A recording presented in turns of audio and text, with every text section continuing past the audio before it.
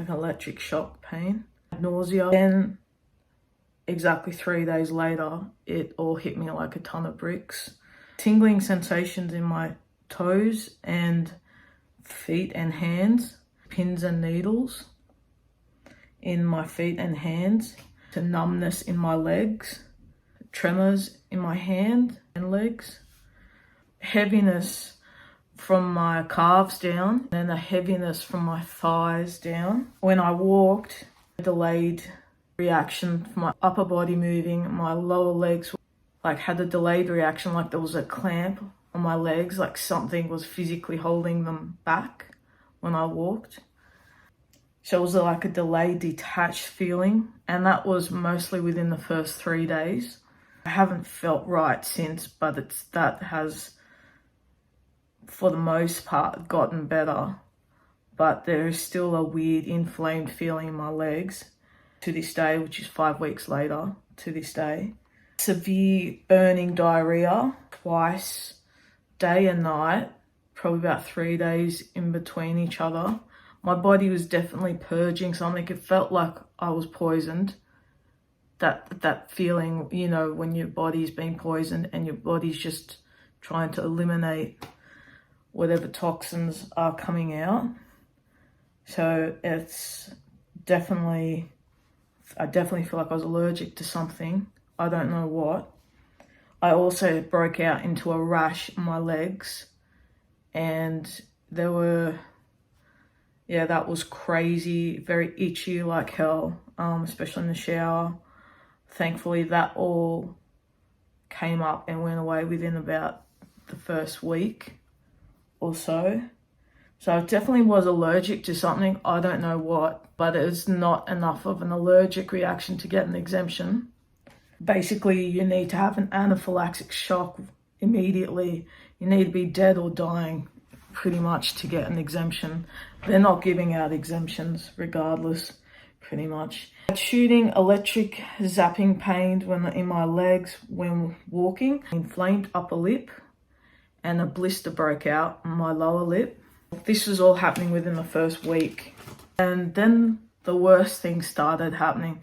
I had random stabbing chest pains in my chest and my shoulders. I had a clamp feeling on my right side of my chest, like something was clamping my chest. I have heart fluttering feeling, which I still have to this day. I have chest pains still at night time. My heart will race in the middle of the night, and I'm laying in bed doing absolutely nothing. It felt like a hole was burning from the front of my chest to the back of my chest. The first 3 weeks felt like complete death, and that's not an exaggeration. I was literally living off a wing of a prayer. That is no exaggeration at all. My skin started feeling like it was on fire. I have cold and hot burning sensations. So it felt like, and it would be all over my body. It would change from my upper back to my shoulders, to my arms, to my hands, to my feet, to my calves. So a burning sensation, feeling like my skin is on fire. And if you look it up, that it's a rare side effect, or rare, so they say, side effect. Chest sweats, feet sweats. I was burning up. Have mild heart inflammation. I also had burnt marks on my skin. I had burnt marks on my arms, and then singed off hair. Very weird. Dizzy spells, blurry vision, red eyes, sore burning sensations in the back of my eyes. Found I was sensitive to light and heat, and I have a high tolerance to heat. Prior to this, I love the heat. So obviously, if your skin's feeling like it's on fire, you don't like to be in the heat because you feel like you're burning. So my hot and cold senses got messed up. So I feel like my husband, and feel like he'd be burning up when he's actually just normal. So my hot and cold sensory perceptions were all mixed up. I have to see a neurologist, which I can't see until a few months' time next year.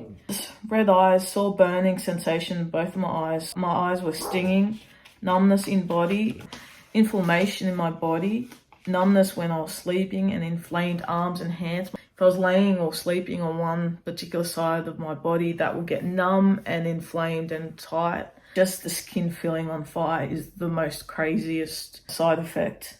And I had hot spots, radiating hot spots of pain and heat. Very weird, very scary side effects, symptoms. There's no other way to explain it, but it's just like radiation of heat and pain. And then it will move and migrate all over my body. Very scary. The first 3 weeks felt like death. And that's no exaggeration. I don't know how they're going to give this to children. I personally don't have kids, but if I did, there's no way in hell I'd let my kid take this. I had to report this myself to the TGA. Didn't rely on doctors to do it because they're all trying to pass the buck off to another doctor. I haven't stopped seeing doctors. What the cardiologist says to me and what the cardiologist reports are two different things. So they don't want to put the blame on Pfizer. Essentially, he was taking the blame off Pfizer before I even had the ultrasound on my heart. So, and the report was dated on the 11th, and he said the latest report was the 15th. So if there is another report, I haven't received it, but essentially the cardiologist is lying and covering up the truth. There's no other way. There's no other nice way to put it, because what they're telling me is one thing and then what they're reporting is another, which has made me very angry. They're essentially my symptoms with one dose of Pfizer. I'll never be taking any other vaccine ever again.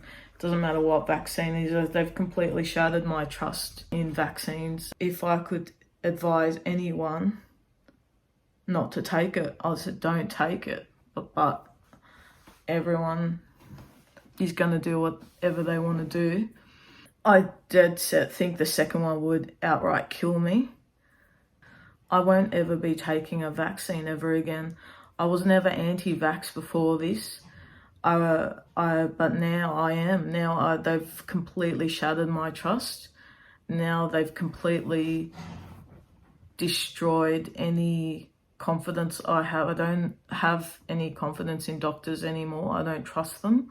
I think they're all...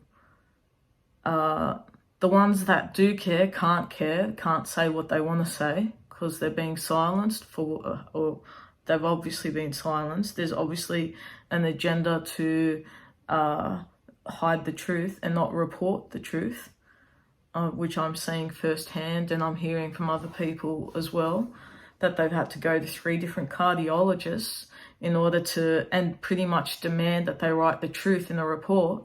And I'm seeing that cover up with my own experience. I'm undertaking a detox protocol now. I'll probably have to be on a detox for the rest of my life, which I'll just accept that and take that for what it is. I don't care. I just want to get my body back to being healthy. And I was completely healthy prior to this, just had to lose some weight. Yeah, I'm 5 weeks to this day out from it. I'm still not 100%, nowhere near 100%. I still have the chest pain, still have the heart fluttering. So that's my experience with the first Pfizer shot. I'll never take any other shots ever again.